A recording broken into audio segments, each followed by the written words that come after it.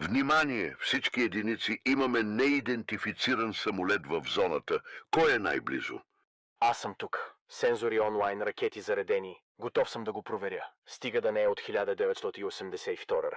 Може и да е мой братовчет. Имам чувството, че го познавам.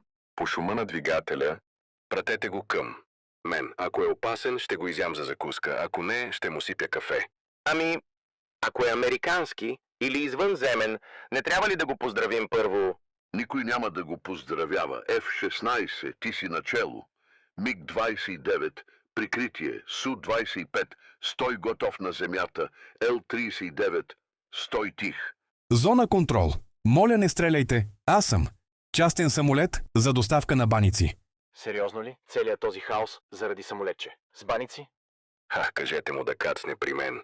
И баниците да са със сирене. Никога не съм вярвал, че ще командвам войска, която чака доставка от Фурна. Мога ли поне да му помогна с кацането?